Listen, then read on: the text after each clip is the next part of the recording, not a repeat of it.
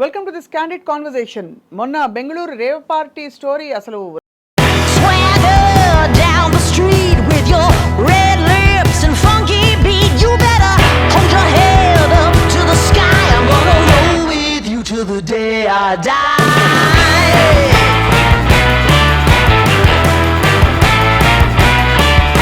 Hey, swing those hips around. Can't stop, roll back down. My ladies, short, tall, thin or wide, always down and ready to ride.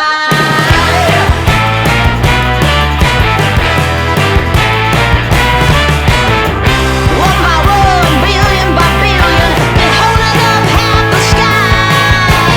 Raise your hand if you're ready and willing, if you know it's time.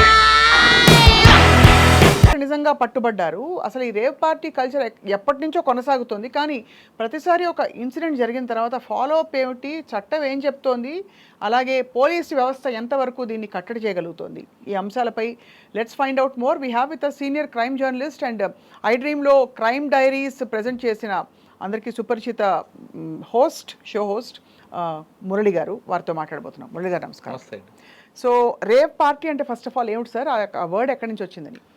Rave party అనేది యాక్చువల్గా western culture అండి. అది ఒరిజినల్గా మనం చేస్తున్న rave party 100% కాదు.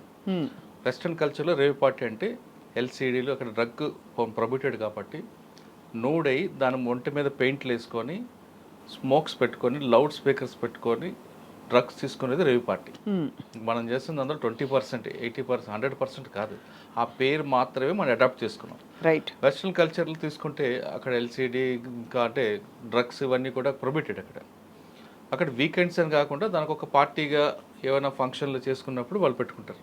Right. పెట్టుకున్నప్పుడు వాళ్ళకి నచ్చిన అంటే ఇప్పుడు ఒక సింహం లేదా ఒక జిరాఫీ రకరకాల డ్రెస్సులు ఏమి ఉంటాయో అంటే ఆ కలర్స్, ఆ కలర్స్ తగ్గట్టుగానే వాళ్ళు మేల్ అండ్ ఫీమేల్ పెయింట్లు వేసుకుంటారు. అదే పిచ్చ, అదో పిచ్చ అంతే. అంటే నూడై దాని మీద పెయింట్లు వేసుకుంటారు. ఇప్పుడు జిరాఫీగా ఉన్నాడు ఒకడు ఉంటాడు, లేదా ఒక దెయ్యంలాగా ఒక పులిలాగా, ఇలాగా మన పండగల్లో ఊర్లో చేసుకుంటారు కదా పులి వేషాలని, ఆ విధంగా ఆ రకాల తయారై కానీ మాదక ద్రవ్యాలు సేవిస్తారు.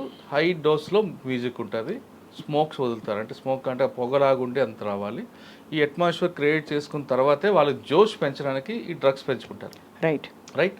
అక్కడ దాంతోపాటు స్టిక్స్ ఉంటాయి. ఆ స్టిక్స్ పట్టుకుంటూ డ్యాన్సులు వేసుకుంటూ వాళ్ళు దాదాపు 4-5 గంటలు చేస్తుంటారు. ఆ కల్చర్ని మనం తీసుకురావడానికి ట్రై చేసినా కుదరకపోయేసరికి ఆ పేరు మాత్రం అడాప్ట్ చేసుకుని రేవ్ పార్టీ అని పెడుతున్నారు. ఇక్కడ రేవ్ పార్టీ అని తీసుకునేసరికి మన దగ్గర ఇప్పుడు కాదు, ఎప్పుడు దాదాపు 2010 నుంచి స్టార్ట్ అయింది. హైటెక్ సిటీ ఎప్పుడు స్టార్ట్ అయిందో అప్పటి నుంచి అలాగే వెస్ట్రన్ కల్చర్ వస్తుంది. ఇక్కడ మన దగ్గర ఆల్రెడీ ఎల్బీ నగర్ కానీ లేదా కీసర వైపు ఎప్పుడో జరిగేవి, గోవాలో జరుగుతుంటే తర్వాత మెల్లిగా మన దగ్గరకు వచ్చింది. 2010లో ఫస్ట్ టైము కీసర్ దగ్గర ఇది ఐడెంటిఫై చేశారు. అక్కడ గోవా నుంచి కొంతమంది టీం ఏం చేశారంటే గోవా వెళ్ళి ఎంజాయ్ చేయడం ఎందుకని కీసర దగ్గర ఒక రిసార్ట్ తీసుకొని అక్కడ ఫస్ట్ 2010లో ఐడెంటిఫై అయింది.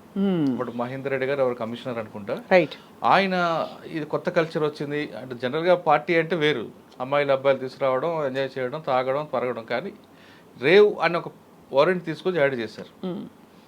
దాంట్లో అందరూ 100% మీకు ఇందాక చెప్పిన వెస్ట్రన్ కల్చర్ కాకపోయినా ఇక్కడున్న కల్చర్ని అడాప్ట్ చేసుకుంటూ అమ్మాయిలు తీసుకురావడం, ఎంజాయ్ చేయడం, తాగడం, వెళ్ళిపోయాడు.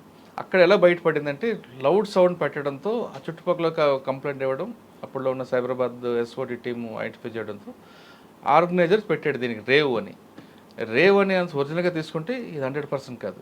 ఇప్పుడు నెక్స్ట్ మనం బెంగళూరు తీసుకుందాం. బెంగళూరులో ఆర్గనైజ్ చేస్తుంది వాసు అని ఒక కృష్ణా జిల్లా సంబంధించిన ఒక బుకీ.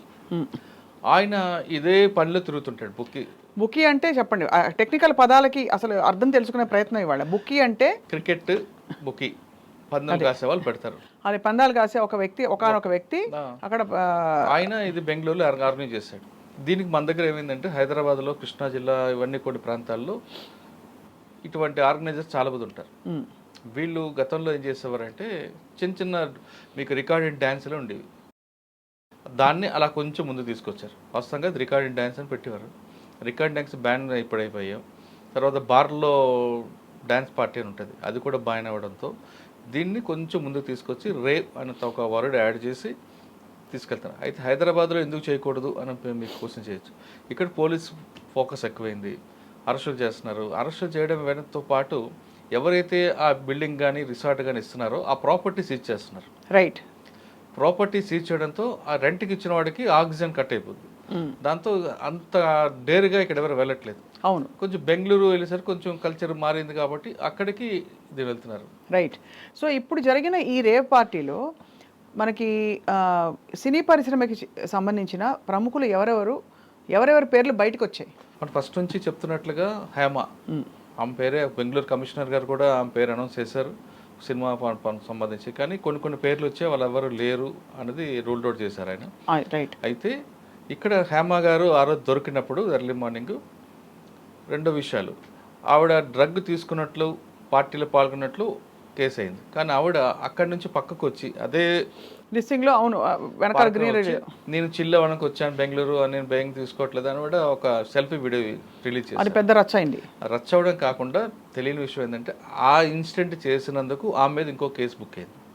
అంటే పోలీస్ కస్టడీ నుంచి తప్పించుకొని రాంగ్ ఫీడ్బ్యాక్ ఇచ్చినందుకు ఆమె మీద ఇంకో కేసు. పోలీసు ఉన్నప్పుడు కస్టడీ అంటే పోలీస్ కస్టడీ ఉండాల్సిందే, అది అరెస్ట్ అనేది అనుకోవద్దు.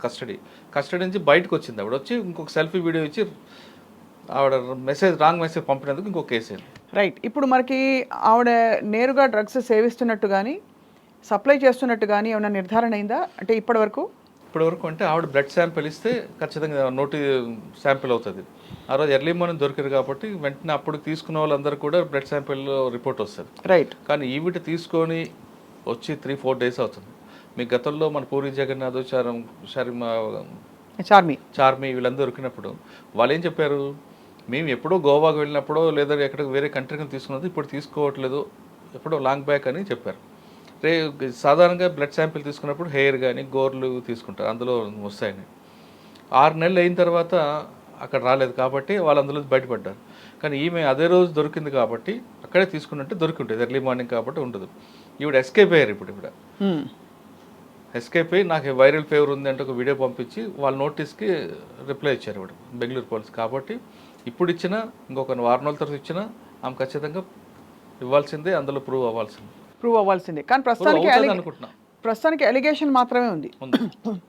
మామూలుగా పోలీసు వ్యవస్థ చాలా బాగా పనిచేస్తుందన్న విషయం మీరు దగ్గరగా పోలీస్ ఆఫీసర్స్ని చూశారు కూడా, చాలా మంచి విషయం. కానీ ఏదో లాస్ట్లో వచ్చి హ్యాండ్స్ అప్ అన్నట్టు ఒక రేవ్ పార్టీలో ఇంకా కూడా మనకి పట్టుబడి దాన్ని రాద్ధాంతం చేస్తున్నాం అనే కోణం తప్ప ఈ డ్రగ్స్ సరఫరా ఎక్కడి నుంచి వస్తుందనే దృష్టి నార్కోటిక్స్ కంట్రోల్ బ్యూరో ఎంతవరకు సఫలీకృతమైంది మురళి గారు? అంటే సాధారణంగా ఇప్పుడు ఈ కేసే తీసుకోండి. ఈ కేసులో ఎలాగుంటుందంటే డ్రగ్ అన్నది అక్కడికి వెళ్ళాక తెలిసింది. ముందు వాళ్ళకి వచ్చిన కంప్లైంట్ ఏంటి, బాగా సౌండ్ పెట్టి న్యూసెన్స్ చేస్తున్నారు అనే దాని మీద పోలీసు వెళ్ళిన తర్వాత అక్కడ లిక్కర్ పర్మిషన్ లేదు కాబట్టి లిక్కర్ కేసు, డ్రగ్స్ దొరికాయి కాబట్టి డ్రగ్ కేసు, ఇలా రకరకాలు వస్తాయి. డ్రగ్స్ కూడా దొరికాయి. ఏమేమి డ్రగ్స్ దొరికాయని చెప్పారు? ఎల్సీడీ అంటున్నారు, అది ఇంకా కన్ఫర్మేషన్ కావట్లేదు. ఎల్సీడీగా అదే అది మన దగ్గర అయితే పర్మిషన్ లేదు, మిగతా దగ్గర పర్మిషన్ ఉంది. మిగతా కంట్రీస్లో ఎల్సీడీ ఇవన్నీ దొరికాయి అంటున్నారు, కొకైన్ అంటున్నారు, కానీ ఇంకా క్లారిటీ రాలేదు. ఇప్పుడు మీరు అన్నది చెప్తున్నట్లుగా నార్కో డ్రగ్ ఏం చేస్తుంది అని అన్నారు. అన్నిటికీ వాళ్ళకి ఇన్ఫర్మేషన్ ఉంటుంది అని అనుకోలేము. ఎందుకంటే ఇది వ్యవస్థ, పెద్ద వ్యవస్థ ఉంది. ఎవడో ఒకరు తెస్తాడు, ఎంతో కొంత ఇస్తాడు, దానికి చెప్పలేము. ఇప్పుడు ఈ పార్టీలో కూడా ఫస్ట్ డ్రగ్ పార్టీ అని కూడా చెప్పరు, రేవ్ పార్టీ అంటారు. రేవ్ పార్టీ అనగానే లిక్కరు ప్లస్ అమ్మాయిలతో నూడ్ డ్యాన్స్ అనుకుని చాలామంది వస్తారు. ఇక్కడికి వచ్చిన తర్వాత ఇంకా జోష్ పెరగడానికి స్పెషల్ పార్టీ అని అన్నారంటే అర్థం ఏంటంటే డ్రగ్ ఇస్తారు. దాంట్లో కూడా కోడ్స్ ఉంటాయి, గోల్డ్, సిల్వర్ అని. తర్వాత ఇప్పుడు కొత్తగా మనం శీలావతి అని పేరు పెట్టారు, అంటే గంజాకి సంబంధించింది. శీలావతి ఉంది అని అంటే అందరూ ఏమనుకుంటారంటే సాధారణంగా అమ్మాయి అనుకుంటారు. శీలావతి అంటే అమ్మాయి కాదు, డ్రగ్ అది ఒక్క మన గంజాయి. ఆ శీలావతి అనేది కేవలం ఏఓబీకే స్పెషల్. శీలావతి పార్టీలో ఉంది అని అంటే చాలామంది వస్తారు. ఎందుకంటే గంజాయి గురించి తెలిసిన ఎవరైనా సరే శీలావతి ఉందంటే గంజాయి ఉందని అర్థం. అంటే అదొక నష బత్తు. కానీ వాట్సాప్లో ఏమంటే శీలావతి అనగానే మా అందరూ ఏమనుకుంటాం అమ్మాయి వచ్చింది అనుకుంటాం. శీలావతి అంటే అమ్మాయి కాదు, గంజా అంటే ఇవన్నీ కోడ్ వర్డ్స్. రైట్, ఇవన్నీ వస్తాయి. ఈ కేసులో ఒక్కటి బయటపడిన తర్వాత సప్లైర్ ఇక్కడితో ఆగిపోదు. ఈ కేసు బెంగళూరు పోలీసు తీసుకున్న కేసు కూడా ఇక్కడితో ఆగదు, ఖచ్చితంగా స్టెప్ ముందుకు వెళ్తుంది. దీని ఆర్గనైజర్ ఎవరు, ఎక్కడి నుంచి సప్లైర్ అయింది, ఇదంతా టెంప్ట్గా అంటే ఇది ఆర్గనైజ్డ్ క్రైమ్ గానే వాళ్ళు చూస్తున్నారు. అంతే ఖచ్చితంగా. ఆర్గనైజ్డ్ క్రైమ్ కాబట్టి సప్లయర్ ఎవడు, దీనికి వెనక్కి ఎవరు యూజ్ చేశారు, వీళ్ళకి ఎక్కడి నుంచి వచ్చింది, ఇది ఎక్కడితో ఆగింది, ఎక్కడికి అప్పటికప్పుడు అయితే ఆర్గనైజ్ చేసే పార్టీ అది కాదు, గ్రూప్గా డిసైడ్ అయిన తర్వాత వచ్చింది. ఈ ఆర్గనైజర్ వాసు అనే పేరు వచ్చింది. ఈ వాసు అనే వ్యక్తి ఆల్రెడీ ఇది మీద కేసులు ఉన్నాయి కాబట్టి ఖచ్చితంగా అందులో కూడా తీసుకొస్తారు. రైట్. నాకు తెలిసిందా, నేను బెంగళూరు పోలీసులు మాట్లాడితే ఆయన మీద పీడీ యాక్ట్ కూడా పెడతామని చెప్తున్నారు. రైట్. ఇది చాలా అంటే సాంఘిక సామాజిక నేరాలు చాలా ఉంటాయి మురళి గారు. చట్ట దృష్టిలో కొన్ని నేరాలు ఉంటాయి.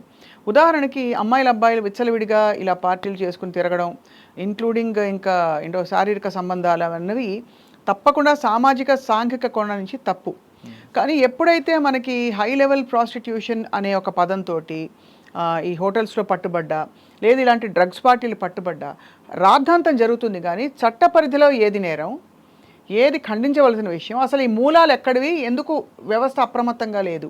ఉదాహరణకి ఈ ప్రాస్టిట్యూషన్ కేసెస్లో ఎవరైతే కస్టమర్స్ వస్తారో, హై లెవెల్ కస్టమర్స్, వాళ్ళ పేర్లు బయట పెట్టరు. సినిమా ఇండస్ట్రీలో ఇద్దరినో ముగ్గురినో టార్గెట్ చేసి వాళ్ళని మాత్రం వాయించి చెతకబాది అవసరం. అంటే ఇక్కడ అబద్ధం ఆడారు కాబట్టి మీరు అన్నట్టుగా ఇది చాలా పెద్ద ఇష్యూ అయింది మరింతగా. బట్ అదర్వైజ్ ఎందుకు, why is it not being solve to the end? ఇది క్రైమ్ అందరికి ఎండ్ ఉండదండి. ఫస్ట్ ఆఫ్ ఆల్ మీరు చెప్తున్నట్టుగా అమ్మాయి అబ్బాయి, ఒక అమ్మాయి ఇష్టపడి అబ్బాయి దగ్గరికి వెళ్ళింది అనుకోండి, అది తప్పేం కాదనేది ఉంటుంది. వాళ్ళిద్దరు కన్సిల్గా ఓన్గా వాళ్ళు ఇష్టపడి వెళ్ళింది, అది మైనర్ అయితే ఖచ్చితంగా కేసు అవుతుంది. అది ఇష్యూ కాదు. ఇక్కడ ఆర్గనైజ్ చేస్తేనే కేసు అవుతుంది. ఇప్పుడు ఈ అమ్మాయి ఇక్కడ డ్రగ్స్ సప్లై చేస్తున్న వాళ్ళతో ఒక కేసు అవుద్ది, అమ్మాయిని సప్లై చేసిన వాళ్ళది ఇంకో కేసు అవుతుంది. అమ్మాయిని సప్లై చేసే వాళ్ళు కూడా అక్కడ ఉన్నారు కాబట్టి ఇది మరింత పెద్ద కేసు అవుతుంది. ఈ అమ్మాయి ఇప్పుడు పింప్ అంటాం, ఆమె ఎక్కడి నుంచి సప్లై చేస్తుంది అంటే, ఒక మనిషి, ఒక అమ్మాయి తన కుటుంబ ఆర్థిక పరిస్థితులు కానీ లేదు తన వ్యక్తిగత కోరికల మీద సెక్స్ చేయడం తప్పు కాదు. ఒక పోలీస్ స్టేషన్లో కానీ ఒక లాడ్జీలో ఒక అమ్మాయి అబ్బాయి దొరికి నేను నా ఇష్ట ప్రకారం నేను ఆయనతో వచ్చాను అని అమ్మాయి ఎదురు తిరిగితే పోలీసులు కూడా ఏం చేయలేరు. 2, నాకు ఆర్థిక పరిస్థితి బాగాలేదు కాబట్టి నేను ఈ పని చేయాల్సి వచ్చింది, నా పిల్లలు పోషించుకోవాలని చెప్పినా దాన్ని ఏం చేయలేరు. ఆమె విక్టిమ్, అక్కడ ఆమె ఎక్యూజ్డ్ కాదు. కానీ ఇటువంటి కేసుల్లో ఇటువంటి అమ్మాయిలందరినీ తీసుకొచ్చి డ్యాన్స్ వేయించడం కాకుండా వేరే వర్క్ చేస్తే ఈమె తీసుకొచ్చిన ఆర్గనైజర్ ఉన్నారో ఆమె మీద కేసు అవుతుంది. ఖచ్చితంగా ఓకేనా, కేసు అవుతుంది. ఆమెకి పీటా యాక్ట్ కింద లోన్ పంపిస్తారు, పర్మిషన్ ట్రాఫిక్ యాక్ట్ కింద పెడతారు. ఎస్. ఇప్పుడు ఇది కాకుండా ఈ ట్రాఫిక్ చేసిన విక్టిమ్సో ఇష్టపడో కష్టపడో ఎలా వచ్చినా సరే వాళ్ళకు వచ్చిన ఈ కస్టమర్స్ ఎవరైతే ఉన్నారో వాళ్ళందరినీ మరి ఎందుకు వదిలేస్తుంది సమాజం, ఎందుకు చట్టం వదులుతుంది? వాళ్ళ మీద ఉండవా? ఎందుకంటే వాళ్ళ మీద కేసు అవుతుంది. ఉంటాయి. మరి వాళ్ళ పేర్లు ఎందుకు బయటకు రావండి? వస్తాయి. ఎవరు చెప్పారు రావని? ఖచ్చితంగా పేర్లు. మీరు ఒక్క హై లెవెల్ కస్టమర్ ఒక అమ్మాయితో ఇలా బిహేవ్ చేశాడని కానీ డ్రగ్స్ సేవించాడని కానీ వాళ్ళ పేర్లు ఎందుకు బయటకు రావు? ఎందుకు? మన చరిత్ర ఒకసారి తీసుకుంటే ఏకకాన్ కమిషనర్ టైంలో స్టీఫెన్ రవీంద్ర గారు డీసీపీ వెస్ట్ జోన్, ఆ టైంలో చాలామంది ప్రముఖులు అందరూ వచ్చారు. డ్రగ్స్ తీసుకున్నారని వీళ్ళు వెళ్ళారు, వీళ్ళు XYZ అని. ఆ కేసు కొంతకాలం తర్వాత నీరుగారిపోయింది. ఎందుకు అంటే ఈ సినిమా పరిశ్రమ సంబంధించిన హై ప్రొఫైల్ అంతా కూడా వెళ్ళి ఏదో మాట్లాడుకున్నారని అలాగా దాన్ని నీరుగారుస్తారు. రైట్. ఇప్పుడు మీకు చెప్తున్న కేసుల్లో మనం బెంగళూరు రేవ్ పార్టీ తీసుకోండి. బెంగళూరు రేవ్ పార్టీ ఆఫీసర్ యొక్క ఇన్వెస్టిగేషన్ ఆఫీసర్ ఆయన స్కిల్, ఆయన ఒక ప్యాషన్ బట్టి వెళ్తుంది. ఆయన చేసిన సుపీరియర్ ఆఫీసర్ డీజీ ఉన్నారనుకో, ఆయన సపోర్ట్ చేసి లేదు మనకి కల్చర్ లేదు దీన్ని ఎండ్ చేయాలి ఆయన గట్టిగా ఆయన కూర్చుంటే ఇష్యూ క్లోజ్ స్ట్రాంగ్గా వెళ్తుంది. వీళ్ళందరి మీద పీడీ యాక్ట్ పెట్టచ్చు, లేదంటే డ్రగ్స్ కేసు పెట్టచ్చు, రకరకాలు పెట్టి వాళ్ళని రిమైండ్ చేస్తారు. లేదు మనకి ఎందుకు అని స్పీడప్ పక్కన సార్ ఎవిడెన్స్ సెంటర్లోకి ఎలాగుంటాయంటే పోలీసులు కేసు గట్టికి ముందుకు వెళ్ళాలనుకోండి, స్పీడప్ చేయి, వాడిని బెయిల్ రాకుండా చూడు, కస్టడీ వేసుకో అని ఈ ఇండికేషన్ ఇస్తారు. అంటే అర్థం ఏంటంటే ఆఫీసర్కి సీరియస్గా తీసుకున్నాడు అని అర్థం. లేదు దాన్ని నీరు గార్చాలనుకోండి, ఐఓ చెప్తాడు సార్ మంచి ఎవిడెన్స్ దొరికింది సార్ అంటే పక్కన పెట్టి తర్వాత చూద్దాం అన్నాడు అనుకోండి, లేదు స్లోప్ చేయంటారు. ఈ 2 వాడారంటే ఆ ఐఓ కూడా నాకు ఇందులో అని వదిలేస్తారు. మన దగ్గర అప్పుడు 2014లో ఏకకాన్ గారి టైంలో గట్టిగా చేశారు అదే, కానీ ఎందుకో మరి తర్వాత అది నీరు గారిపోయింది. అదే తర్వాత పూరి జగన్నాథ్ గారు వచ్చింది, పూరి జగన్నాథ్ చారమ్మ వీళ్ళందరూ వచ్చారు. ఆ కేసు ఏమైంది 6 నెలల తర్వాత జరిగింది కాబట్టి వాళ్ళకి ఎవిడెన్స్ దొరకలేదు. రైట్. అది ఇమీడియట్గా వచ్చి ఉంటే దొరుకుంటుంది. ఇప్పుడు హేమ ఉన్నారు, హేమ ఇమీడియట్గా నిజంగా ఆవిడ నేను డ్రగ్ తీసుకోలేదంటే ఆమె స్వయంగా వెళ్ళి ఆమె బ్లడ్ శాంపిల్ ఇచ్చుంటే అసలు ఇంత రాద్దంతో అయ్యేది కాదు. రాద్దాంతం కదా, ఆమె క్లీన్ చిట్గా బయట కూర్చుంటుంది. కానీ ఎప్పుడైతే నాకు హెల్త్ బాగాలేదు అంటూ రకరకాలుగా ఆమె రీజన్స్ చెప్తుందో సస్పెక్ట్ ఎక్కువ అవుతుంది ఆవిడ మీద. ఇప్పుడు ఆవిడ మీద సస్పెక్ట్ ఎక్కువైంది కేవలం డ్రగ్ ఒకటే కాదు, అక్కడ అమ్మాయిలు అందరూ వచ్చారు, అమ్మాయిలు కూడా ఎవరెవరు సప్లై చేశారు అన్న కోణం కూడా వచ్చింది. కాబట్టి ఇన్వెస్టిగేషన్ అలా జరుగుతుంది. అలా జరుగుతుంది. ప్రస్తుతం ఎక్కడున్నారండి హేమ గారు? హేమ గారు ప్రస్తుతం హైదరాబాద్ ఉన్నారు అనుకుంటా. చాలా ఒక చాలా అల్పమైన, బహుశా వినడానికి ఇంత అజ్ఞానమా అని అనిపించేలాంటి ఒక ప్రశ్న మురళి గారు. తెలిసి ఒక పబ్లిక్ దీనిలో ఉన్నప్పుడు కనీసం పరువు బాధ కూడా పట్టించుకోకుండా ఇంతకి తెగించి ఇటువంటి ఒక లైఫ్ స్టైల్ని అవలంబించడానికి కారణాలు ఏమిటి? ఈ వీళ్ళ డబ్బుల ప్రేరేపితం చేసేది, లేక నిజంగానే మజా కోసమా? అంటే అలాంటి ఒక పార్టీ కల్చర్ బాగుంటుంది కష్టాల నుంచి తప్పించుకోవడానికన్నా ఏమిటి మురళి గారు ఫైనలీ? అంటే నాకున్న అనుభవం ప్రకారం చెప్తానంటే ఫాల్స్ ప్రెస్టేజ్ అండి. సినిమా వాళ్ళు కానీ కొంతమంది హై ప్రొఫైల్ ఒక స్థాయికి వచ్చిన తర్వాత వాళ్ళకి ఎక్స్పెండిచర్ ఎక్కువైపోతుంది. వాళ్ళకి మినిమం ఒక డ్రైవర్ ఉండాలి, ఇంట్లో వంట మనిషి ఉండాలి, ఒక అసిస్టెంట్ ఉండాలి, బయటికి వెళ్తే మేకప్ కిట్ పట్టుకుని ఉండాలి. వీళ్ళకి బిజినెస్ అంటే యాక్టింగ్ కానీ లేదంటే వాళ్ళు చేస్తున్న ఏ ప్రొఫెషనల్లో అందరు కానీ బిజినెస్ లేకపోతే ఇవి మాత్రం పోవు. ఇవి తప్పనిసరిగా మంచి ఒక మన ఒక బంజారాస్ లాంటి జూబ్లీస్ ఏరియాలో, మణికొండల ఏరియాలో మంచి పాష్ ఇల్లు ఉండాలి. ఈ ఎక్స్పెండిచర్ ఎక్కడి నుంచి వస్తుంది? ఆదాయం ఆగిపోతుంది. కానీ ఆదాయం అయిపోయింది కదా అని ఆవిడ కృష్ణానగర్కి వచ్చింది అనుకోండి, ఆవిడ మార్కెట్ పడిపోతుంది. నేను ఇంకా మంచి ప్రొఫైల్లో ఉన్నాను. మీరు ఎప్పుడైనా పాత సినిమా యాక్టర్లు ఎవరైనా డైరెక్టర్లు కానీ అడగండి, ఏం చేస్తున్నాను సార్, లేదా ఒక స్టోరీ డిస్కషన్లోనే అంటారు, కానీ ఖాళీగా ఉన్నానని చెప్పరు. పాత ఆ యాక్టర్ని అడగండి, అసలు ఆవిడకు సినిమా మర్చిపోతారు ఫీల్డ్, కానీ ఆవిడ ఇంకా చెప్తుంది, లేదు నాకు ఒక డిస్కషన్ ఉంది, నేను కేరళ వెళ్ళాలి, మలయాళం వెళ్ళాలి. అదే ఏ హీరోని, పాత హీరోని అడగండి, ఇదే చెప్తారు. అంటే వాళ్ళంతా కూడా ఫాల్స్ ప్రెస్టేజ్లో ఉండిపోతారని నా అభిప్రాయం. దాన్ని నుంచి బయటపడడానికి ఇటువంటివన్నీ కూడా అలవర్చుకుంటారు. సీరియస్గా సిన్సియర్ యాక్టర్స్, సిన్సియర్ వాళ్ళు ఉన్నారు. వాళ్ళు ఏ ప్రొఫెషన్ వచ్చారో ఆ ప్రొఫెషన్ నుంచి ఒకవేళ వాళ్ళకి డిమాండ్ లేకపోతే కామ్గా పక్కన ఉంటారు, అంతే తప్ప దారి తప్పరు. అంటే ఈ దారి తప్పడం గురించి అడుగుతున్నాం. ఎథిక్స్ అవన్నీ మెయింటైన్ చేస్తారు వాళ్ళు. ఒక సినిమా ఇండస్ట్రీ ప్రపంచానికి ఎంటర్టైన్మెంట్ ఇచ్చే చాలా గొప్ప ఇండస్ట్రీ, గొప్ప కళాకారులు తెలుగు ఫీల్డ్లో. మనకి ఇలాంటివి వచ్చినప్పుడు మొత్తం యావత్ ఇండస్ట్రీని మీడియా అనడం కూడా తప్పు. వీటి మూలాలు పట్టుకొని పోలీసులందరూ గొప్ప వాళ్ళు అనడం కూడా, బహుశా పోలీస్ వ్యవస్థ ఇంకా మరింత పట్టు బిగించాల్సిన అవసరం ఉంది. ఒకటండి, సినిమా వాళ్ళు ఉన్నారంటే, సెలబ్రిటీస్ ఉన్నారంటేనే ఆ వార్తకి హైప్ మనం చేస్తాం. ఇప్పుడు అక్కడే హేమ కాకుండా ఇంకెవరు దొరికితే మీరు కానీ మేము పట్టించుకుంటాం. అది కరెక్టే. కాబట్టే కేవలం అక్కడ ఫోకస్ ఒక వ్యక్తి మీద కాకుండా జరుగుతున్న ఈ వ్యవహారం ఏదైతే ఉందో దానికి అన్ని కోణాల నుంచి ఎవరెవరు కస్టమర్లు, ఎవరు ఆర్గనైజర్స్, అలాగే ఎక్కడి నుంచి సప్లై అవుతున్నాయి, వీటన్నిటి ఈ కోణాలన్నీ కూడా మీలాంటి సీనియర్ జర్నలిస్టు ఛేదించాలి సార్. మాలాంటి వాళ్ళు చేయడం కన్నా అందరూ చేయాలి, నాదే అని కాదు, అందరూ చేయాలి తప్పకుండా. కానీ మనకి సినిమా అనే కలర్ ఉంటేనే మనం ముందుకు వెళ్తాం. మీరు పబ్లిక్ పర్సనాలిటీస్ ఉన్నప్పుడు ఎక్కువ ఆసక్తి కలుగుతుంది. జనరల్గా ఎవరున్నా సెలబ్రిటీ ఉంటే మనం టచ్ చేస్తాం. లేనప్పుడు నేను ఇంకొకరు దొరికారు అనుకోండి, అక్కడ ఏమంటారు, ఇది మంది ఎక్కువైపోయింది, డబ్బులు ఎక్కువైపోయారు అంటారు తప్ప ఇంత ఎక్స్పోజ్ ఉంటుంది మీడియా అంతా కూడా. రైట్. ఇక్కడ దీనికి దాని వెనక రీజన్ మీకు తెలుసు, దాన్ని మాట్లాడడం. రెండోది, సెలబ్రిటీస్ సినిమా వాళ్ళు అందరూ అనుకున్నాం, సినిమా అనగానే అది నిజంగా చెప్పాలంటే మనం రాళ్ళు విసురుతున్నాం వాళ్ళ మీద. వాళ్ళ ఒక షోకేస్లో బొమ్మలు లాంటి వాళ్ళండి. సినిమా ఇండస్ట్రీ అనేది షోకేస్ బొమ్మ. వాళ్ళకి ఉన్న కష్టాలు నష్టాలు చాలా ఉంటాయి. మనం వాళ్ళు ఎంతసేపు ఒక షోకేస్ బొమ్మలో చూస్తాం, ఒక రాయి ఇసురుతాం మనం, కానీ వాళ్ళకి క్రాక్ అయిన తర్వాత వాళ్ళకు ఉన్న కష్టాలు చాలా ఉంటాయి. బయటకు అందరూ కూడా టాప్ హీరోలు కనపడిన మంచి ఫ్యామిలీస్ ఉన్నా వాళ్ళకి లోపల ఉన్న అనుమానాలు కష్టాలు చాలా ఉంటాయి. అందుకు మనం కూడా ఏం చేయాలంటే కొంచెం ఆచి తూచిపోవాలి. కానీ మనం ఏం చేస్తాం, ఎవరో సినిమా హీరోయిన్ అన్నా, ఇప్పుడు ఎగ్జాంపుల్ రేవ్ పార్టీ శ్రీకాంత్, ఆయనలాగా ఎవరు ఉండకూడదా? ఆయన ఏదో ముఖం కట్టుకుని వస్తుంటే శ్రీకాంత్ అన్న వాళ్ళ ఫ్యామిలీ ఎంత అవుతుంది, చాలా దారుణం. అలాగే ఒకటి ఇదే కేసులో హేమకి సంబంధించిన ఒక పేరు కోడే చిరంజీవి, ఒక వ్యక్తి దొరికాడు. అందులో కోడేని పక్కన పెట్టారు, చిరంజీవికి నోటీసులు అన్నాము. అంటే ఆయనకి సంబంధం అంటే అదే అలాంటి ఒక వైఖరి మారాలి. అండ్ ఇంకోటి, అక్కడ ఒక్క వ్యక్తి ఉన్నారంటే, ఎవరో హేమ గారు కావచ్చు, ఇంకోళ్ళు కావచ్చు, అక్కడ కనీసం 10 మంది ఇంకా చాలా పెద్ద టాప్ ఇన్ఫ్లుయెన్షియల్ పీపుల్ ఉండుంటారు. ఆ 10 మంది పేర్లు ఎందుకు బయటకు రావంటాను నేను. ఎందుకు? హేమ ఉంది కదా, ఆవిడ she is taking the brunt of the whole thing. మిగతా వాళ్ళు ఆవిడ చేసింది ముమ్మాటికి తప్పైనా కూడా అందులో మిగతా వాళ్ళ పేర్లు కూడా బయటకు 122 మంది ఉన్నారండి, 122 మంది. హేమ లాంటి కన్నా టాప్ ఉన్నారు అక్కడ, డబ్బున్న వాళ్ళు ఉంటారు. ఇక్కడ ఫోకస్ అంతా ఈవిడ సినిమా కాబట్టి. ఈవిడ లేకుండా ఉందంటే అప్పుడు ఇండివిజువల్గా వెళ్తారు, ఎవరెవరు వీడెవడు బడాబాబులు పిల్లలు ఆ పాలు వెళ్ళారు అన్నీ మనం వెళ్తాం.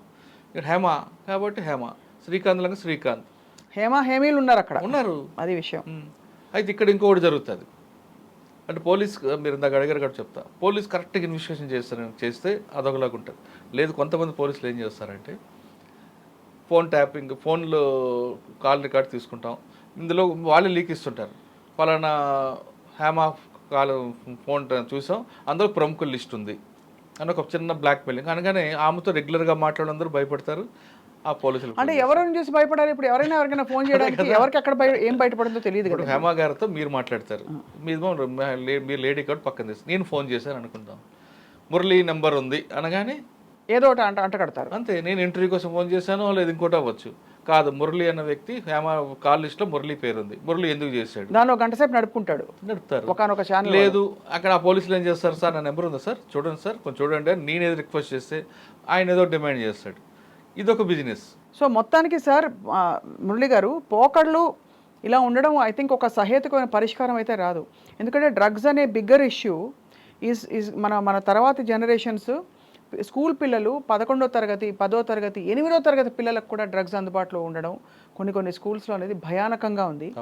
తప్పకుండా I think narcotics control bureau will take strict action to seal all the ports of entry for such illegal. 100% వాళ్ళ డిపార్ట్మెంట్ అయితే చేయాల్సిందే, అందులో డౌటే లేదు. కానీ ఇక్కడ మన రెస్పాన్సిబిలిటీ కూడా ఉండాలి, సోషల్ రెస్పాన్సిబిలిటీ, మీడియా ఉండాలి, ప్లస్ పేరెంట్ రెస్పాన్సిబిలిటీ ఉండాలి. కరెక్ట్.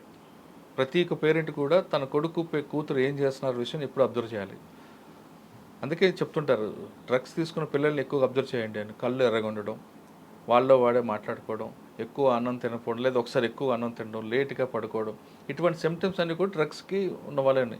కానీ ఎవరు అబ్జర్వ్ చేయాలి? తల్లిదండ్రులు ఎంతసేపు సొసైటీ మీద పోలీస్ మీద వేయకుండా వాళ్ళ పిల్లల్ని వాళ్ళే కంట్రోల్ చేసుకోవాలి. నెంబర్ 1. నెంబర్ 2, అమ్మాయి లేటుగా వస్తే ఎక్కడికి వెళ్ళావు అని గదమాయించే తల్లి కానీ తండ్రి కానీ, అబ్బాయి లేటుగా వస్తే ఎందుకు క్వశ్చన్ చేయకూడదు?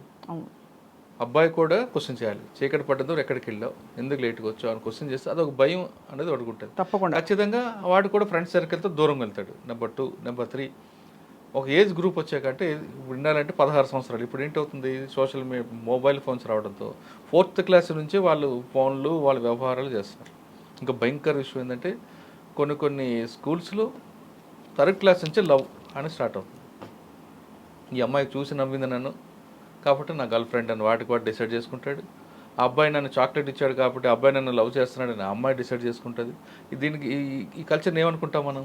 అదే అంటే 3వ క్లాస్ నుంచే వాళ్ళు అసలు ఏంటో తెలియని విషయం నుంచి వాడు వస్తున్నాడు. కాబట్టి తల్లిదండ్రులు మస్ట్గా వాళ్ళ పిల్లల్ని అబ్జర్వ్ చేయాలి.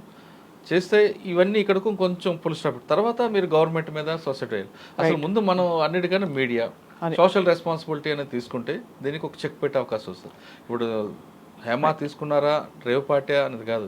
ఈ కల్చర్ మీకు చెప్పాను ఫస్ట్లో, వెస్ట్రన్ కల్చర్ ఇది ఇంకా రాలేదు. ఇంక మనకి ఆ పేరు ఒకటో వచ్చింది, దాని రూట్స్ దాని ఆరిజిన్ రాలేదు. ఇక్కడ ఆ ఆరిజిన్ రాకముందే మనం దీన్ని బ్రేక్ చేస్తేనే మన కల్చర్, లేదా మన కల్చర్ అనేది నవ్వుల పాలు అయ్యే అవకాశం ఉంటుంది. మురళి గారు, చాలా ఆనెస్ట్ డిస్కషన్ ఇవాళ, నిజంగానే క్యాండిడ్ కాన్వర్సేషన్. అందుకు thank you for your insights and your suggestions. నమస్కారం.